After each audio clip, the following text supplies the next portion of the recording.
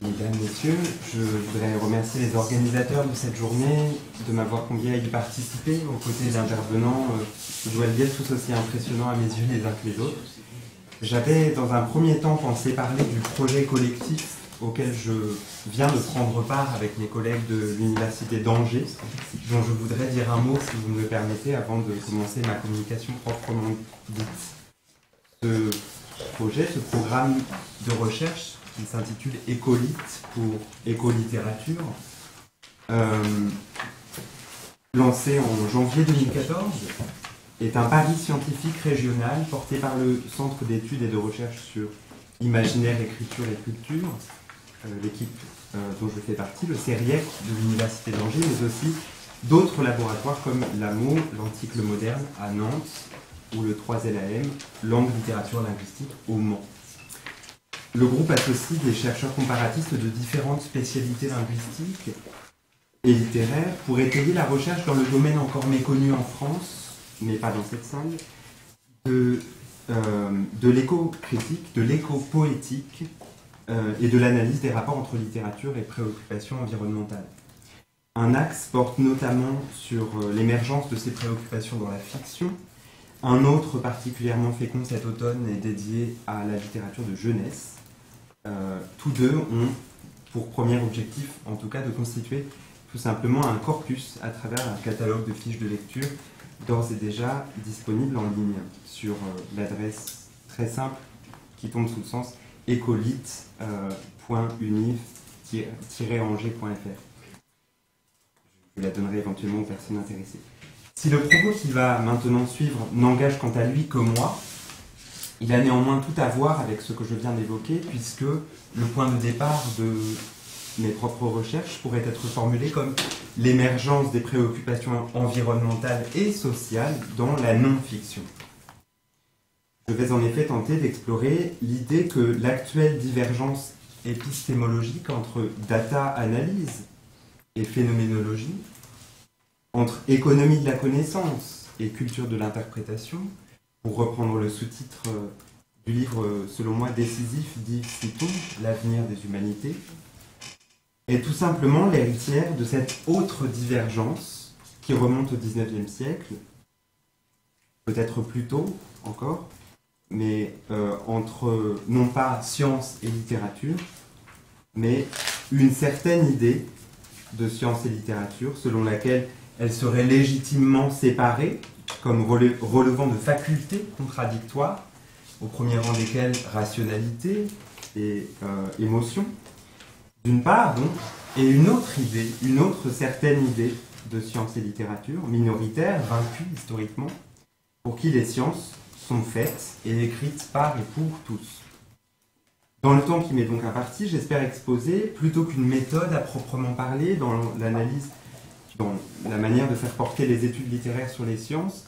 la démarche qui est la mienne dans la contextualisation historique et le commentaire de quelques textes savants que l'on peut ranger dans les sciences naturelles, mais également dans les sciences de la Terre. Et toute une partie du problème est là, bien sûr. Et bien entendu, j'en discuterai certains présupposés critiques. Le premier présupposé critique qui serait le mien consisterait d'ailleurs à basculer d'emblée les deux termes qui nous occupent aujourd'hui, du singulier au pluriel. Non pas seulement en ce qui concerne le premier, science, pour revenir à sa dénomination la plus fréquente au XIXe siècle ou jusqu'au XIXe siècle, mais pour partir de l'idée qu'il y aurait toujours eu au moins deux sciences et deux littératures quant aux regards mutuellement échangés l'une envers l'autre. Face à cette certaine littérature convaincue parce qu'elle essentialise, parce qu'elle s'essentialise, s'autonomise elle-même, qu'elle serait radicalement séparée de tous les autres discours, et notamment de la science, de l'absolu littéraire à Mallarmé, face à cette science analogue, elle-même persuadée de sa singularité ésotérique et disciplinaire, il y aurait eu aussi une science et une littérature qui se savent liées dès le début de la science moderne, galiléenne, cartésienne, baconienne et positiviste. Et singulièrement, peut-être justement, depuis ce que Bruno Latour nomme le grand partage, une autre science donc, et une autre littérature qui n'aurait pas cru à la séparation qu'elles se sont vues progressivement imposer. C'est notamment ainsi que je proposerai de lire et de commenter un certain nombre des textes relevant de la forme de l'essai, par opposition au traité. La distinction entre la science et les sciences est fondamentalement politique. Je m'y arrête quelque peu, pardonnez-moi. Rappelons, au risque de le simplifier, l'argument de Bruno Latour. La séparation illusoire, mais néanmoins fortement opérative, constitutive de la modernité entre nature et société, c'est-à-dire entre le domaine des choses en soi et de la science objective d'un côté, des hommes entre eux et de la politique de l'autre. Dans ce contexte, la science, au singulier, est affublée d'une majuscule. Pour résumer la pensée de ce penseur des Science and Technology Studies, ce seraient les sciences kidnappées pour leur arracher de l'accord entre les humains, je le cite, et construire un État fondé sur la distinction entre les énoncés scientifiques et les autres, les énoncés non scientifiques. En d'autres termes, élaborer une morale et une politique qui masquent leurs conditions de production et leur subjectivité, et notamment le rôle qu'y jouent les lobbies et les idéologies. Dans cette approche, latourienne,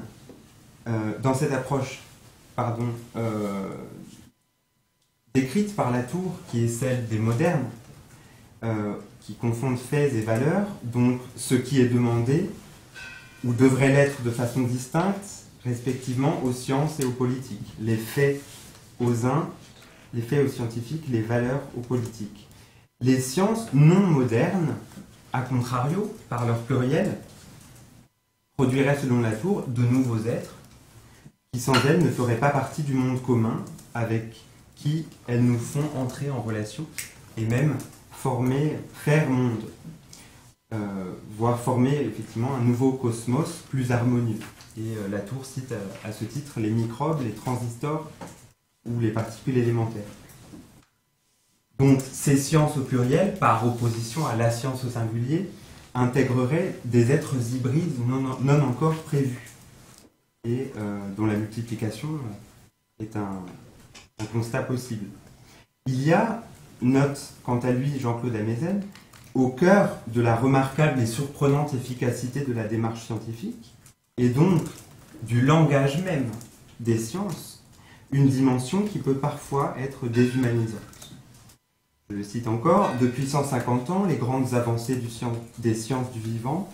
peuvent donner un sentiment d'émerveillement, mais aussi de désenchantement, une impression de déshumanisation ou de réification, parce que la recherche scientifique explique, prédit et manipule d'autant mieux ce que nous percevons de la réalité, qu'elle fait abstraction de la singularité de ce qu'elle étudie. Fin de citation. Citant à son tour, donc, Amezen citant Martine Buber, pour qui nous disons je, et la science, quand elle parle de nous, dit il ou elle, pour qui nous devons réapprendre à dire tu, à celui et à celle dont je sais qu'il ou elle se pense comme un je. En d'autres termes, le problème est celui du questionnement sur l'énonciation des sciences et l'énonciation des vies prises en charge par ces sciences. C'est aussi le questionnement d'Amezen comme de Latour, pour qui l'on sait que le cogito doit se reformuler en un cogitamus au pluriel précisément, pour comprendre le caractère collectif de l'acte de penser et de prouver. L'accès au vrai étant indissociable d'une pluralité de têtes instituées, dotées d'instruments et agencées en réseau, de manière à pouvoir progresser dans l'exploration de l'inconnu. Alors si je me suis autant arrêté sur ce problème du pluriel, c'est que, évidemment, j'y trouve les linéaments de ce que je vais développer maintenant. Librement inspiré de Bruno Latour, dont et d'Yves Citon, mon idée de l'analyse littéraire des discours scientifiques, vous l'aurez compris, serait donc de déjouer dans les mots par lesquels s'écrivent les sciences, cette dépossession des sujets, cette écriture à la troisième personne qui nous rend étrangers à nous-mêmes dans l'écriture de beaucoup de sciences. Comment concilier la force du langage scientifique, qui est sa reproductibilité, avec une exigence de première personne plurielle pour que personne ne soit dépossédé de ce qu'il est? dans ce qui est dit de lui, ou dans ce qu'il dit lui-même de lui. Comment conserver donc son objectivité qui permet de voir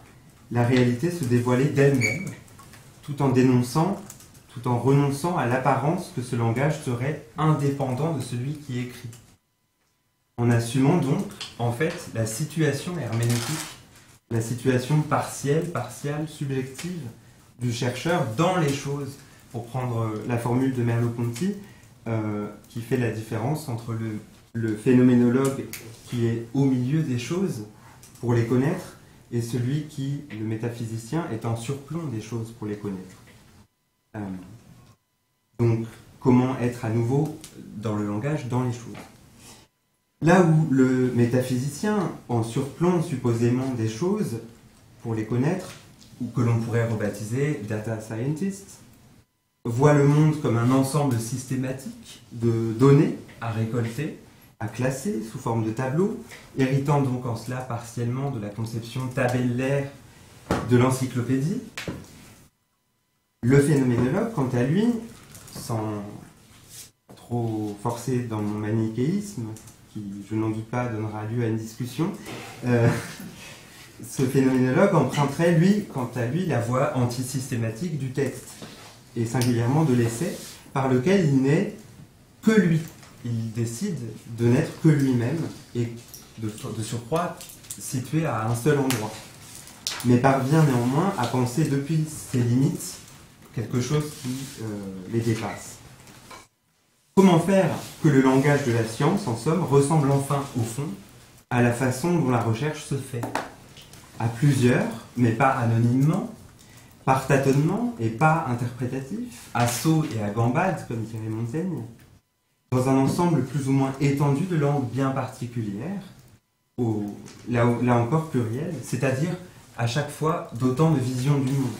au pluriel, bien sûr. La question du langage dans lequel circulent des savoirs nous renvoie à la déconstruction d'un mythe concernant la langue de la science, ou en tout cas le langage mathématique qui en prend souvent la place, dont il nous appartient de remettre deux choses en question, la supposée universalité et également la fausse transparence, selon l'expression d'Yves Citeaux, dans l'avenir des humanités. C'est-à-dire, cette fausse transparence, l'illusion selon laquelle la nature serait par essence transcriptible en langage mathématique, parce qu'elle émanerait de la même perfection, pour ne pas dire du même créateur.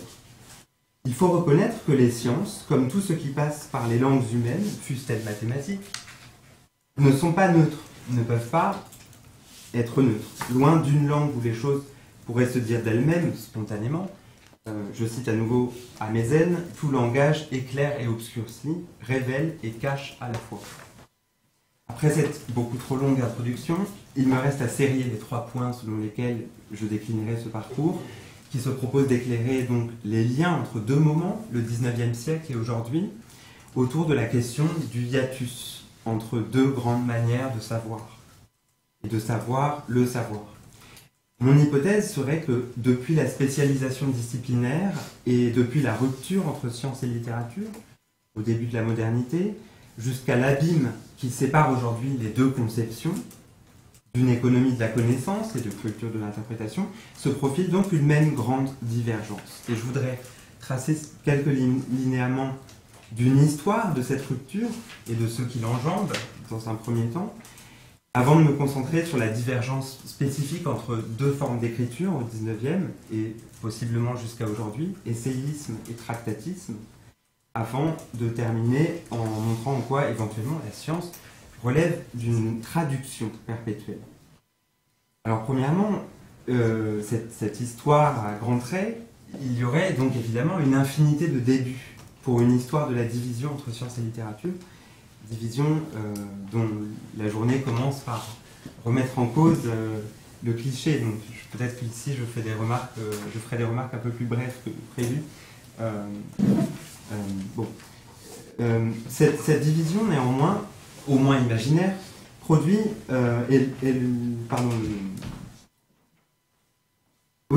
cette pluralité de débuts possibles pour une histoire de la division entre littérature et science est le produit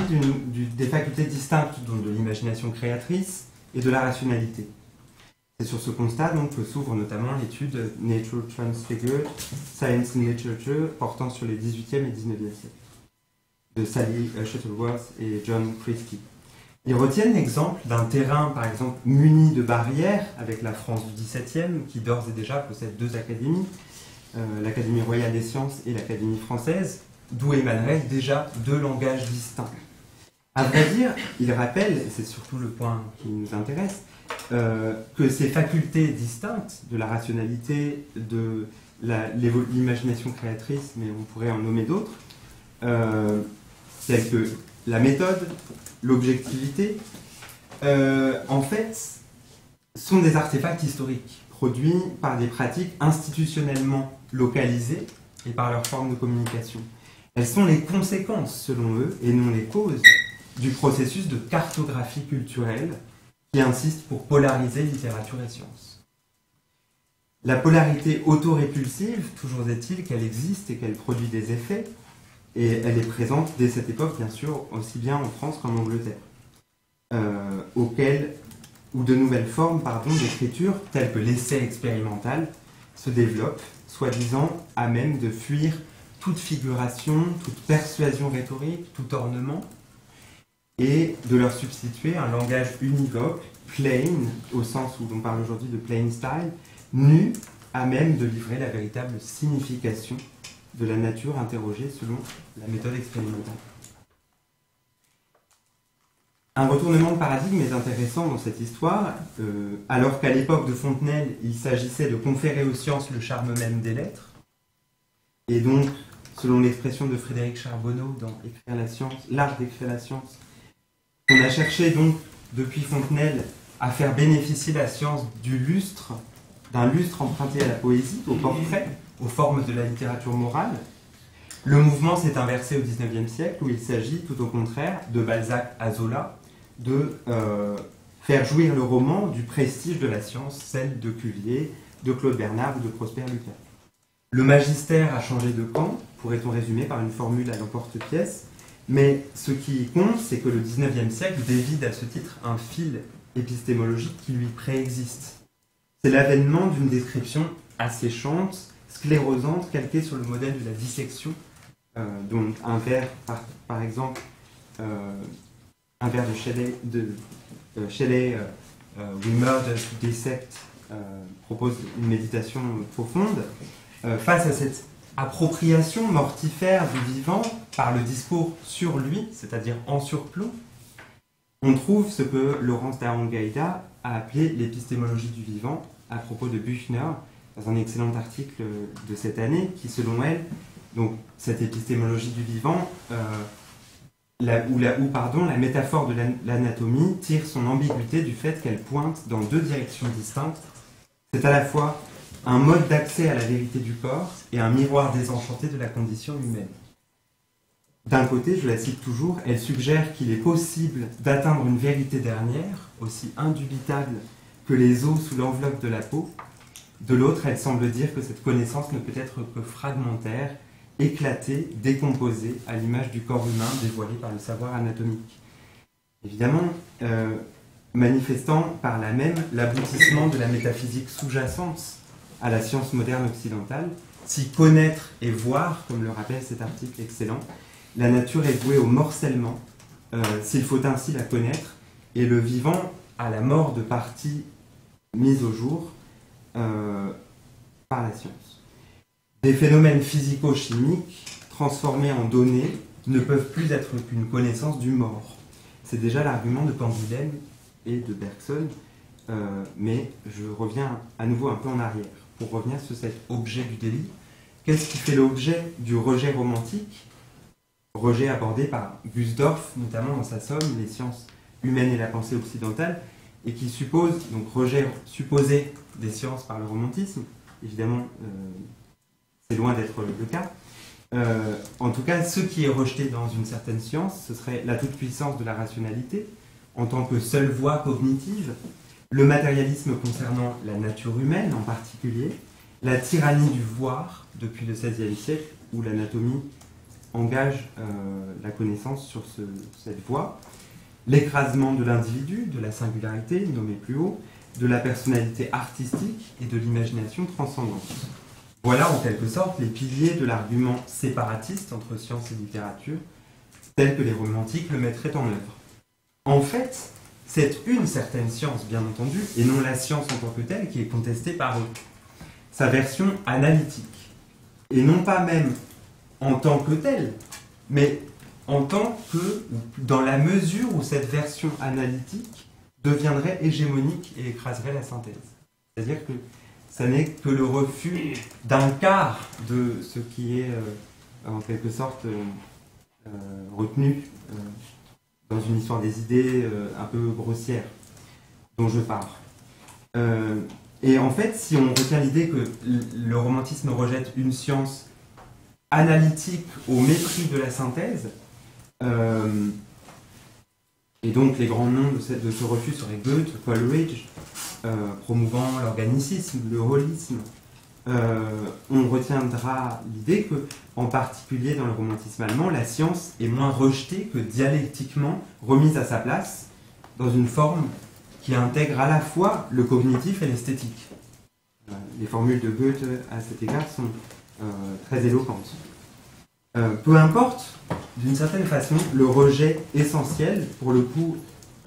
avéré historiquement, viendrait de l'autre pôle, des savants majoritaires, impatients de se reconnaître entre eux et qui éliminent progressivement les résidus littéraires devenus suspects dans leur production. Charbonneau rappelle que Lavoisier avait entamé le premier, l'effacement de l'auteur, dans le compte-rendu de son expérience, le distinguant par là nettement du philosophe et de l'écrivain, qui sont à l'origine, en tant que je, justement, en tant que première personne, de leur discours. La nomenclature, par exemple, du traité élémentaire de chimie de 1789, toujours selon Charbonneau, est une pure combinatoire des substances simples et le type même de la langue analytique qui aspire à nommer le réel de façon transparente, avec déjà ce mythe de la transparence. La littérature, au contraire, respirant et battant dans l'épaisseur de la langue commune, je cite la formule de Charbonneau, jusqu'au bout où l'imagination s'enracine et déploie ses analogies et ses figures. L'alliance entre poète et homme de science n'aura eu donc qu'un temps. Selon Foucault, c'est l'appartenance réciproque du savoir et du langage que le XIXe siècle ainsi dénoue, en laissant l'un en face de l'autre un savoir refermé sur lui-même et un pur langage devenu de son être, en son être et sa fonction énigmatique. Quelque chose qu'on appelle depuis cette époque littérature. Pour que cette histoire soit complète, et elle ne le sera pas, il faudrait étudier l'enrégimentement forcé de certaines pratiques indissociablement artistiques et scientifiques à la fois, de part ou d'autre, de cette faille nouvelle, de laquelle elle se voit contrainte de tenir compte et parfois de sauter. Lynn Merrill rappelle ainsi dans The Romance of Victorian Natural History que les sciences naturelles pratiquées par tous sont rangées par les historiens et critiques dans les sciences, au mépris de ses charmes propres, populaires et savants, livresques et pratiques, de l'ordre du carnet, de l'herbier, créatif, pas forcément en tout cas épris de l'exactitude qui caractérise ces fameuses sciences dans lesquelles elles sont rangées. Il faudrait surtout pour cette histoire de plus sérieux jalons et chronologiques à cette histoire qui était un projet bien trop ambitieux, mais néanmoins qui reste un projet que je porterai, qui est celle donc, cette histoire étant celle de la délimitation d'un domaine fermé, privé, barricadé,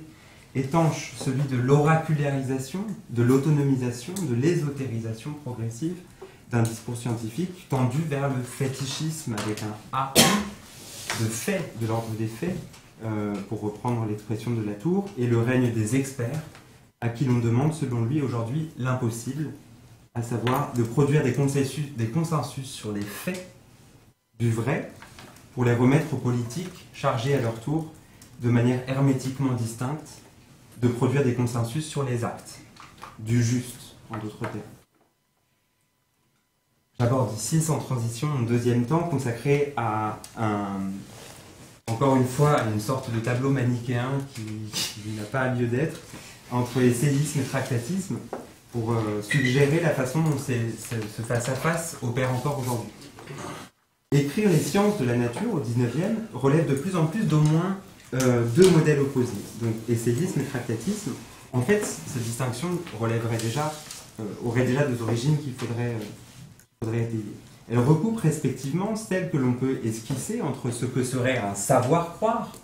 et un croire-savoir, en s'en remettant, encore une fois, la distinction faite par Citon entre économie de la connaissance et culture de l'interprétation.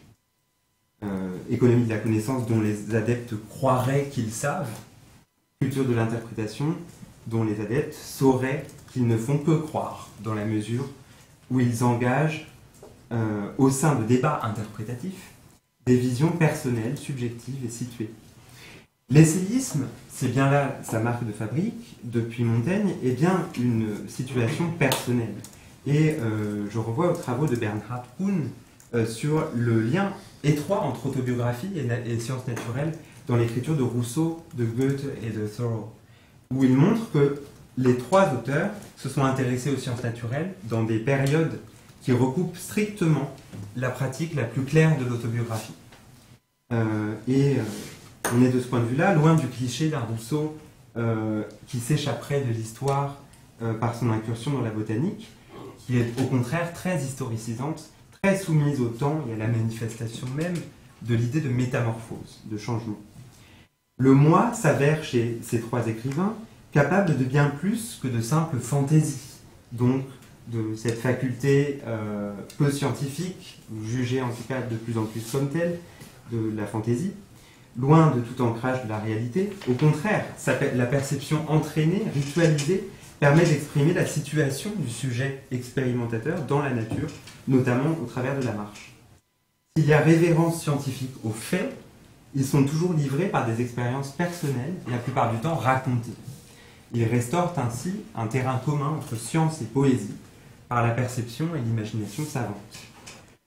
Tous trois, non seulement refusent la séparation de l'esthétique et du scientifique, Thoreau peut-être avec le plus de radicalité,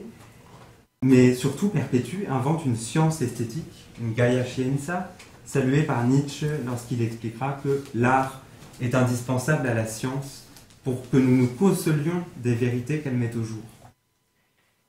Alors, je vais aborder le premier des textes que vous avez sous les yeux, et en disant ceci, que c'est parce qu'il permet de penser l'articulation des faits et de l'imaginaire, de la partie et du tout, que l'essai convient le mieux à toute forme d'exploration géographique, botanique, météorologique, mais aussi historique, archéologique, artistique et anthropologique à la fois. Et c'est bien là le projet de Alexander von Humboldt, dont je cite un paragraphe éclairant à cet égard dans la préface de Cosmos. C'est une entreprise osée que de soumettre la magie du monde sensible à une décomposition de ces éléments. Ici, il ne prend pas parti pour l'analytisme, mais montre, ni contre d'ailleurs, mais montre sa difficulté et la façon dont l'analytisme doit s'adosser à une synthèse. Et bien évidemment le projet même de Cosmos. Le caractère généreux d'une région est en effet déterminé de façon si merveilleuse par le fait que les phénomènes naturels les plus impressionnants se présentent simultanément à l'âme, qu'une abondance d'idées et de sentiments sont éveillés en même temps. La puissance d'une telle maîtrise acquise sur le sentiment, das Gemüt, est précisément liée à l'unité du ressenti, de ce qui n'est pas déplié. Et je trouve cette formule assez admirable quand on résume, comme je viens de le faire, la querelle autour du fait de pouvoir mener de front analyse et synthèse, ce qui est vraiment la particularité forte de cette écriture essayiste ici. Tout au contraire, donc, d'une science soumise à la tyrannie d'un seul sens que serait le voir, l'essayisme est multisensoriel et significativement encore adossé à une solide pratique de terrain, comme on le voit dans le deuxième extrait, à l'heure où le travail de collecte des échantillons, notamment botaniques, n'est progressivement plus assuré par la même personne que celle qui décrit et qui commente ces collectes. Division du travail oblige dans les sciences comme ailleurs. Thoreau conteste ici le fameux privilège accordé à la vue dans d'une page de son journal, qui reprend donc les promenades, là encore, les marches, les surveys quotidiennes qu'il commente ici sous un angle épistémologique. Je crains, écrit-il, que le caractère de ma science ne devienne d'année en année plus précis et plus technique. C'est-à-dire qu'en échange de vues vastes comme la voûte du ciel, je n'en sois réduit au champ du microscope. Je vois les détails, mais non le tout, ni l'ombre du tout. J'additionne des parties et prétends connaître. C'est-à-dire qu'ici, on assiste à une dramatisation, bien sûr, de la pente analytique perçue comme dommageable à l'ambition synthétique, qui est celle du marcheur, bien que immergé dans the maze of phenomena, c'est-à-dire le labyrinthe des phénomènes, ce qu'il appelle aussi ainsi dans son journal. Donc, sympathie directe avec les choses, connaissance de son propre organisme, telles seraient les qualités de l'essayiste, mise au banc, comme le rappelle Starobinski, dans les ténèbres extérieures, au risque de bannir du même coup l'éclat du style et les audaces de la pensée. Dernier exemple d'essayiste des sciences naturelles que je pourrais citer ici, Reclus, qui ne se fait pas de la science, qu'il est pourtant bon à écrire au singulier et à affubler d'une majuscule, pour mieux lui accorder sa préférence contre la religion, dont il combat en anarchiste la violence dogmatique. Reclus ne se fait pas de la science une idée téléologique et essentialiste, autrement dit positiviste. Il écrit que la science n'est pas, elle se fait. Le savant du jour n'est que l'ignorant du lendemain. Cette science cosmique des trois essayistes que j'ai regroupés ici dépasse l'opposition stérile entre sujet et objet. Cette mission confiée par Latour à une épistémologie bien d'aujourd'hui. Cette possibilité de se déployer par-delà sujet et objet, nommée par Laura Walls transjectivité, constitue une révolution paradigmatique importante, comme on peut le voir dans le troisième et dernier extrait. Toujours de Thoreau, où la désignation et la limitation d'un objet et d'un sujet est profondément remise en cause par l'expérience de l'essayiste. Je pense que l'homme de science commet cette erreur, et la masse de l'humanité avec lui, le fait que vous deviez prêter froidement toute votre attention au phénomène qui vous stimule, comme à quelque chose d'indépendant de vous, et non dans la mesure où il vous est lié. Le fait important est son effet sur moi. En considérant de tels objets, je réalise que ce ne sont pas eux-mêmes, ceux dont s'occupent les hommes de science, qui me concernent. Le point intéressant est quelque part entre eux et moi. C'est-à-dire qu'on aurait ici, effectivement, ce plaidoyer pour une phénoménologie, une situation anti-analytique ou vigilante quant aux excès de l'analytisme. Alors je crois que je vais abréger mon propos et sabrer quelque peu ma troisième et dernière partie pour réserver un temps à la discussion. Simplement pour évoquer ce que j'avais annoncé, cette idée d'une science comme traduction. Alors, au risque de déployer ici un argument connu et souvent relu dans cette préparation comme étant quelque chose, comme un poncif à éviter, néanmoins, je réaffirmerai le triple niveau auquel on peut voir la science comme une activité de traduction. Premièrement, le plus évident, évidemment, la science traduite en langue vulgaire, dans évidemment la langue de tous, d'abord dite supposément donc dans une langue qui ne serait pas compréhensible. Deuxième problème, le problème de l'universalisation et du partage de connaissances, là où la science se fait en plusieurs langues. Et à cet égard, on peut s'interroger sur le cas particulier qui est celui d'aujourd'hui, d'un anglais international qui freine parfois les locuteurs anglophones au premier chef dans l'exploration langagière de leurs propres facultés créatives. Et enfin, troisième problème, celui de la formulation d'origine dans l'écriture de la science, c'est-à-dire on n'est pas dans l'idée d'un partage de sciences élaborées en cabinet et ensuite partagées avec le plus grand nombre, mais dans l'activité même, qu'elle soit de cabinet, de laboratoire ou de terrain, du scientifique, l'acte de penser est toujours par essence déjà une traduction. J'en veux pour preuve non seulement la formule de Fontenelle dans l'entretien sur la pluralité des mondes, la première phrase de Fontenelle, je suis à peu près dans le même cas où se trouva Cicéron lorsqu'il entreprit de mettre en sa langue des matières de philosophie, qui jusque-là n'avaient été traitées qu'en grec, mais aussi, de manière plus contemporaine, ce problème de traduction relevé par Amason au sujet d'Heisenberg et de son principe dit d'incertitude, qui est plutôt un principe d'indétermination. Et ce qui m'a intéressé dans cette anecdote n'est pas le fait qu'on ait fait une erreur de traduction, ou une traduction imparfaite, qui ensuite produit des erreurs dans la réception de cette théorie, mais bien plutôt le fait que Amason rappelle que Heisenberg a hésité, a tâtonné entre trois termes pour nommer progressivement ce principe de Unbestimmtheit, empruntant d'abord le terme de Unsicherheit, puis Ungenauigkeit, et enfin Unbestimmtheit, qui est l'indétermination bien plutôt que l'incertitude. Et je n'entre pas dans des détails qui ne sont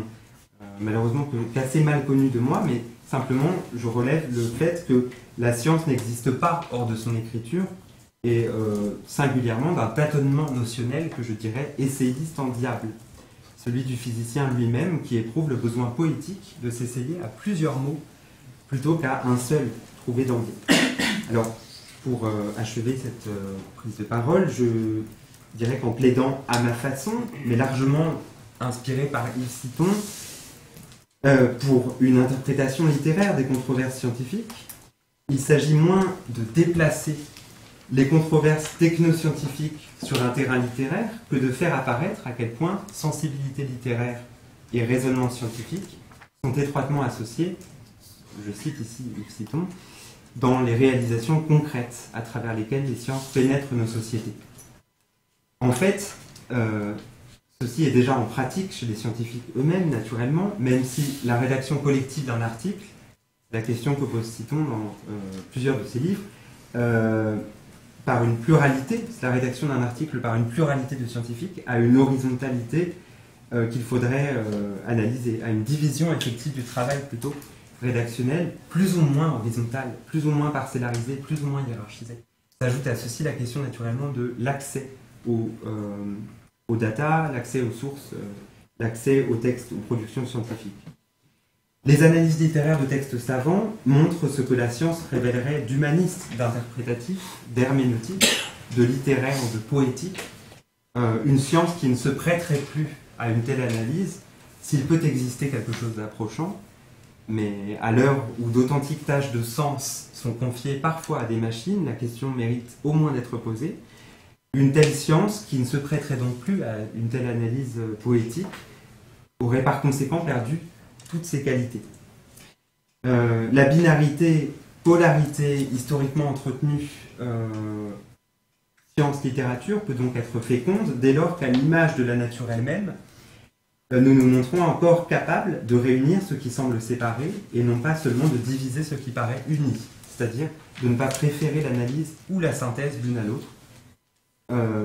Et j'aborderai pour finir cette formule de Goethe dans La théorie des couleurs, où il explique que l'équilibre de toute science digne de ce nom est entre synthèse et analyse, entre raison et sentiment, serait la première chose à observer dans la nature. C'est-à-dire que c'est la première chose que la science observe, au sens le plus clinique presque. Hein. Je le cite, « Séparer en deux ce qui est uni, unir ce qui est duel, telle est la vie de la nature, voilà l'éternel systole et diastole, l'éternel syncrisis et diacrisis, l'inspiration et l'expiration du monde dans lequel nous vivons, tissons notre toile et existons. » Il est à la recherche, et sans doute de féconds usages scientifiques eux-mêmes aussi, d'une méthode à l'aune de la nature ou proportionnée, naturgemäß, à la nature. Dans une lettre à Lavater de 1779, il évoque aussi une vérité des cinq sens, donc essayiste là encore, face à la tyrannie du visuel. Hein. Wahrheit der fünf Sinne, Sinnlichkeit étant un terme qu'on retrouve également chez Humboldt. On dira donc, toujours au sujet de Goethe, que réagissant à un cours de Victor Cousin, qui louait l'esprit résolument analytique du XVIIIe siècle, et sa juste réprobation de trop hâtive synthèse précipitée, mal fondée, Goethe montrait que toute synthèse est toujours un pas, et explique surtout le fonctionnement dialectique de la synthèse et de l'analyse. Et j'en finirai par cette autre citation. Un siècle qui se repose entièrement sur l'analyse et se garde en même temps de toute synthèse ne peut pas être sur la bonne voie, car c'est seulement les deux à la fois, telles l'expiration et l'inspiration, qui rendent le savoir vivant, ou font la vie du savoir, selon la traduction qu'on peut choisir. Espérons que notre siècle, qui semblait pris de big data au point de caricaturer la science entendue comme connaissance par pièces détachées, n'oublie pas cette leçon. Je vous remercie infiniment pour votre attention et excuse d'avoir dépassé.